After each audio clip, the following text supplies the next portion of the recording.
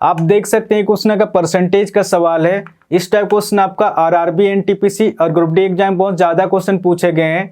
मैं 100% गारंटी के साथ कह सकता हूं कि इस वीडियो को देखने के बाद, आज के बाद जब भी इस टाइप क्वेश्चन आएगा तो आप इसको चुटकी में सॉल्व कर सकते हैं। ठीक है, तो क्वेश्चन में दिया गया है, यदि किसी संख्या में हम उसका 14 से 2/7 घटा देते हैं तो हमें 6600 प्राप्त होता है।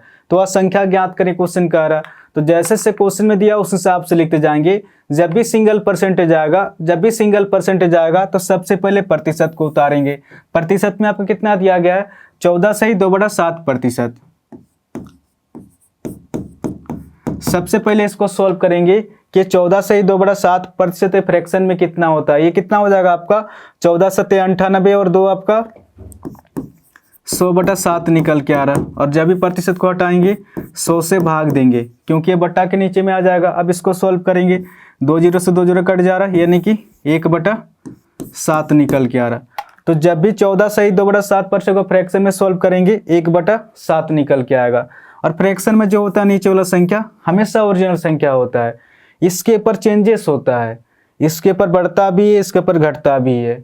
ये क्वेश्चन के ऊपर डिपेंड करता है कि आपको क्वेश्चन में क्या दिया गया। तो क्वेश्चन में दिया गया है यदि किसी संख्या, तो संख्या तो मुझे पता नहीं है, तो संख्या को आप x भी मान सकते हैं, y मान सकते हैं। तो हमने वो संख्या x और y ना मान के हमने वो संख्या माना 7, क्योंकि फ्रैक्शन में जो होता है नीचे वाला संख्या हमेशा ओरिजिनल संख्या होता है। तो संख्या के जगह में 7 लेके चल रहा हूं। ठीक है, यदि संख्या 7 में हम उसका 14 से 2/7% घटा देते हैं, यानी कि इस 7 में 14 से 2/7% घटाने के लिए क्वेश्चन कह रहा, तो इस 7 का 14 से 2/7% कितना होगा, 1 होगा। हमेशा ऊपर संख्या निकल के आता है, आप निकाल के भी देख सकते हैं। इस 7 का 14 से 2/7%, जब 14 से 2/7% को फ्रैक्शन में सॉल्व करेंगे 1/7 आएगा। 7 से 7 कट जा रहा, आप देख सकते हैं यहाँ पर भी 1 है और यहाँ पर भी 1 है। यानी कि इस 7 में 14 से 2/7% घटाने के लिए क्वेश्चन कह रहा, तो इस 7 का 14 से 2/7% कितना निकल कर रहा है, 1 निकल के आ रहा। तो जैसे 7 में 1 घटाएंगे तो हमें कितना प्राप्त होगा, हमें 6 प्राप्त होगा। बट अगर क्वेश्चन में दिया गया है घटा देते हैं तो हमें 6600 प्राप्त होता है। इस डाटा के अनुसार घटाने से कितना प्राप्त हो रहा है, 6 प्राप्त हो रहा है। बट 6 प्राप्त नहीं होता है। एक्चुअल आपका संख्या दिया गया है 6600 दिया गया।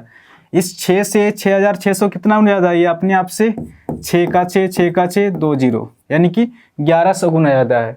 ये 1100 किस तरह से निकल के आ रहा, जब 6600 को 6 से भाग देंगे तो 1100 निकल के आएगा। तो क्वेश्चन क्या पूछ रहा, तो वह संख्या ज्ञात करें क्वेश्चन कह रहा। तो वह संख्या हमने माना था 7 ना होकर अपने आप से इसे 1100 के साथ गुना करेंगे, 7 1 7 7 1 7 2 0, 7700 हो जाएगा। ठीक है, इस क्वेश्चन का आंसर हो जाएगा आपका ऑप्शन सी, इसका सही आंसर होगा 7700 हो जाएगा। 4 नंबर का क्वेश्चन में दिया गया, फिर से उसी टाइप का क्वेश्चन है आपका। यदि किसी संख्या में हम उसका 16 से 2/3% घटा देते हैं तो हमें 1500 प्राप्त होता है। तो वह संख्या ज्ञात करें, क्वेश्चन कह रहा। तो जैसे से क्वेश्चन में दिया उस हिसाब से लिखते जाएंगे। जब भी सिंगल परसेंटेज आएगा तो सबसे पहले प्रतिशत को उतारेंगे। प्रतिशत में आपको कितना दिया गया, 16 से 2/3%। सबसे पहले इसको सॉल्व करेंगे कि 16 से 2/3% ये फ्रैक्शन में कितना होगा। ये कितना हो जाएगा आपका 16 × 48 2 50, 50/3 निकल के आ रहा। और जब भी प्रतिशत को हटाएंगे 100 से भाग देंगे क्योंकि ये बट्टा के नीचे में आ जाएगा। अब इसको सॉल्व करेंगे, 50 × 50, 50 दूना 100, 1/3 दूना 6, 1/6 निकल के आ रहा। तो जब भी 16 से 2/3% को फ्रैक्शन में सॉल्व करेंगे 1/6 आएगा। और फ्रैक्शन में जो होता है नीचे वाला संख्या हमेशा ओरिजिनल संख्या होता है। इसके ऊपर चेंजेस होता है, इसके ऊपर बढ़ता भी है, इसके ऊपर घटता भी है। ये क्वेश्चन के ऊपर डिपेंड करता है कि आपका क्वेश्चन में क्या दिया गया। तब क्वेश्चन में दिया गया है यदि किसी संख्या, तो संख्या तो मुझे पता नहीं है।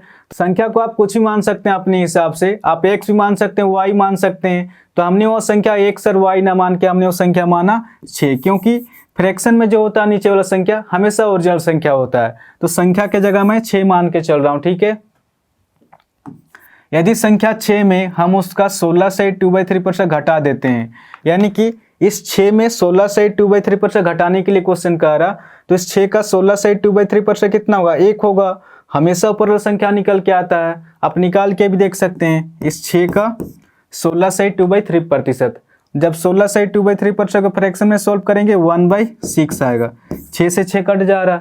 आप देख सकते हैं यहाँ पर भी 1 है और यहाँ पर भी 1 है, यानी कि इस 6 में 16 से 2/3% घटाने के लिए क्वेश्चन का आ रहा।